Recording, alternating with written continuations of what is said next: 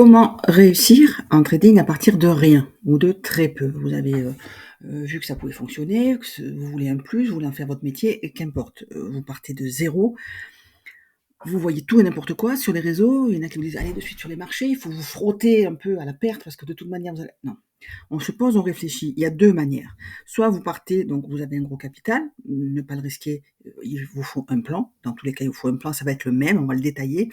Soit vous avez un très petit capital, donc encore moins, de raison d'aller directement sur les marchés parce que ça ne sert à rien, vous ne savez pas ce que vous faites. Soit vous vous orientez vers les propres firmes et là, c'est pareil, les propres firmes, vous allez en cramer 1, 2, 3, vous allez vous décourager. Si vous allez sur les marchés sans avoir de plan, sans être rentable en démo, sans savoir ce que vous faites, vous allez rentrer, dans cette espèce de cycle ici, hein, des émotions et ne plus en sortir. Vous créez, des faux biais, des biais qui vont vous pourrir le trading, alors que si vous avez un plan, ce plan, je vais vous l'expliquer. Si vous avez un plan, vous aurez toutes les chances à mettre de votre côté. J'ai commencé le SMC en août 2020. Hein, aujourd'hui, moi, j'ai utilisé les profs firmes. C'était mon but. Les profs firmes m'ont permis de faire des bénéfices, d'ouvrir mon fonds. Et là, on va parler aussi des petits soucis qu'il y a eu sur Buy Forex. On va l'aborder aussi. Donc, cet argent que j'ai retiré m'a permis d'ouvrir mon fonds pour trader mon fonds. Et actuellement, je teste aussi Apex, hein, Profirme sur Futures et la plateforme c'est Ninja. Donc, c'est un petit challenge pour moi, c'est nouveau pour moi, je teste. Donc, quel est ce plan? Il y a 3 angles pour aborder le trading. D'abord, il faut savoir, avoir un raisonnement qui tient la route. Qu'est-ce qui fait le marché? Pourquoi est-ce qu'il fait ça? Une fois que vous avez ce raisonnement, qu'est-ce qu'il devrait faire? Donc ça, c'est à force de voir les setups, à force d'étudier les concepts qui vous parlent. En SMC, on a beaucoup de concepts, il faut prendre ceux qui vous parlent. De là, vous en déduisez votre setup. Personnellement, je n'en traite pas beaucoup, hein, j'ai principalement 2 setups, toujours les mêmes, pratiquement. Ça suffit. Et une fois que le raisonnement qui me permet de chercher une entrée short ou long, d'appliquer mes setups, fonctionne, quand je suis en position pour ne pas avoir de doute et encore une fois rentrer dans ces émotions-là qui nous pourrissent le trading, il faut ne plus se poser de questions. Donc avoir des règles, d'engagement, de money management précise et ne pas y déroger, jamais. Ne pas se dire voilà, ah ben si j'avais su, je serais rentré là. Ah oui, mais je suis pas sorti. J'aurais dû sortir là, mais je suis pas sorti. Maintenant, ah ben là j'aurais dû sortir là. Ah oui, mais maintenant on revient en arrière. Je ne sais pas ce que je fais. On regrette. Si j'avais su, j'aurais dû. Et ça, il ne faut pas se sont à proscrire de votre trading. Ça vous pourrit la vie, ça vous fait perdre un temps considérable. Moi, mes règles d'engagement sont simples et elles sont déduites de mon raisonnement et de mes setups qui ont fait l'objet dans mon journal de trading d'analyse, de statistiques. Je sors à 20 points. Donc, avant de rentrer, c'est toujours pareil, il y a des règles. Avant de rentrer, je surveille que j'ai bien 20 points entre ma liquidité au-dessus, mon TP1 potentiel. Si j'ai mes 20 points, je rentre. Je sors 50% du volume de mon trade à TP1. Je mets ABE ou pas, ça dépend d'où est est-ce qu'on a cassé une structure interne ou externe. À 40 points, je sors mon TP2, 30% du volume initial du trade, et je laisse les 20% restants jusqu'à 80 points. En règle générale, si j'ai pas mis BE à TP1, je le mets maximum à TP2. On atteint les TP2, je mets ABE et je laisse courir. Ça permet quoi, cette tranquillité d'esprit? Quand on est short ici, qu'on respecte notre money management, quand on voit un setup long, on ne se pose pas la question. Si quand on a cette impulsion haussière, on regrette d'être entré short et de ne pas avoir pris des partiels ici, on ne peut pas prendre le long, même si on a un setup. L'esprit, il n'y est pas. Alors, faites-vous des règles d'engagement et n'y dérogez pas. Et ça va augmenter beaucoup, beaucoup vos probabilités de réussite. Vraiment, c'est important. Le raisonnement, c'est quoi? Le cours fait 2 choses.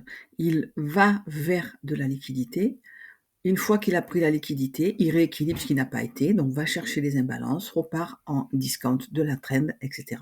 Ici, c'est du monthly et c'est pareil absolument en toute unité de temps. Ça pourrait être du 15 secondes, ça pourrait être du 15 minutes, ça pourrait être du 4 heures. Le raisonnement est toujours le même. Et c'est après qu'on utilise les fractales. Admettons qu'ici, ce soit du weekly, en daily, on passe l'unité de temps inférieure pour notre setup. Donc ça, c'est mon raisonnement. Mes 2 setups sont lesquels?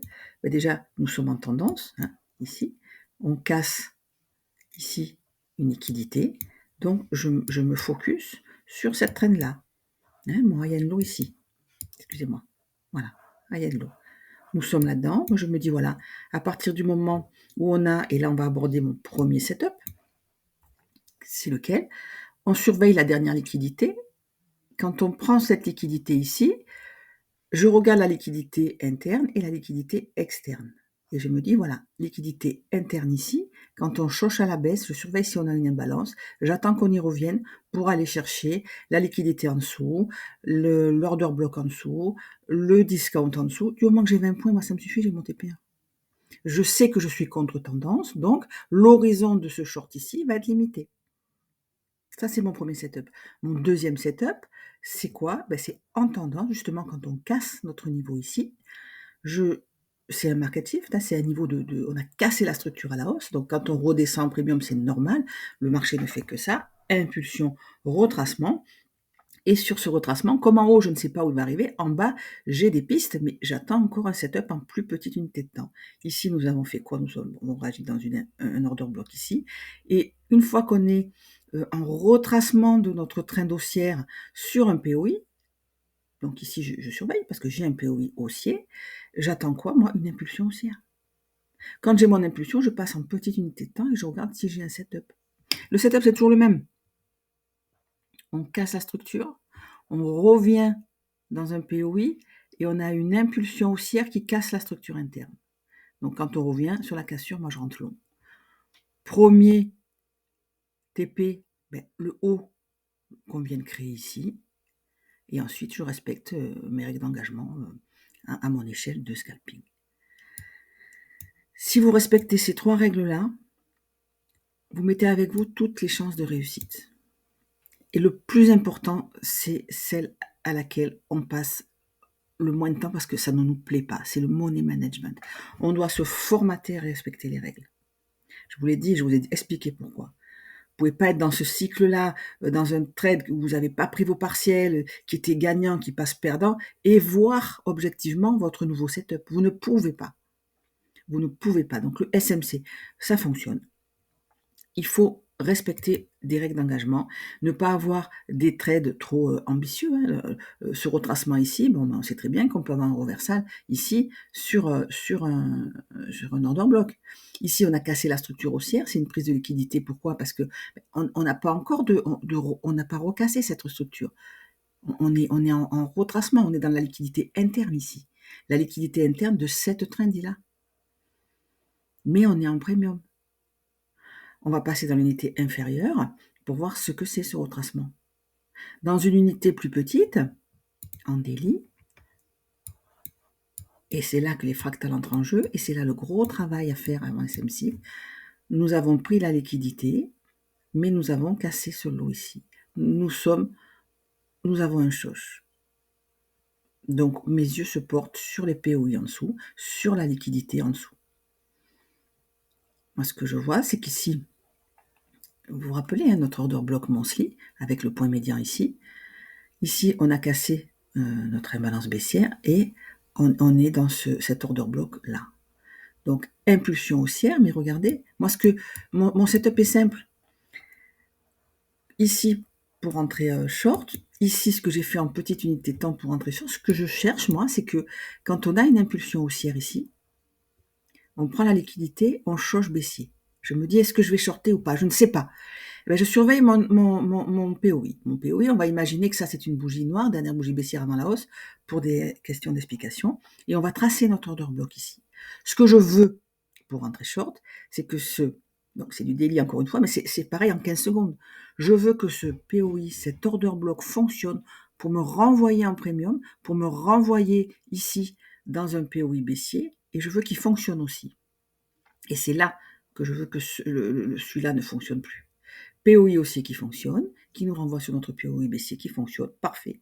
Et là, je veux que ce POI ne soit pas respecté. À ce moment-là, je sais que je cherche un short. À ce moment-là, c'est des entrées sécures. C'est des entrées safe. Mon objectif, ça va être quoi? Le haut de l'order bloc en bas, la liquidité en dessous. C'est pour ça que j'aime bien plutôt baissier, hein, moi, pour la suite, même si je sais que là, cette impulsion haussière pour la semaine à venir peut nous ramener dans cet order block ici, peut nous ramener sur cette petite imbalance ici. Je sais qu'à terme, j'ai un biais plutôt baissier. Donc j'espère que cette vidéo vous aura été utile. N'hésitez pas à poser des questions. Je suis tous les matins en live sur notre Discord. Je vous mets le lien en dessous, pour de 9h à 11h pendant la Killzone de Londres. Donc c'est sur le DAX, parfois on va voir un peu le DAX, je préfère moi les indices que le Forex, c'est plus directionnel, c'est plus facile. Et on regarde un peu le gold, mais je ne le traite pas, il est trop manipulé. Il devrait être beaucoup plus haut, c'est pas quelque chose qui m'intéresse. Il fait des grandes mèches, il va chercher ses extrêmes. Le plus facile pour moi, c'est le DAX et les indices américains et les indices en règle générale. Je vous remercie.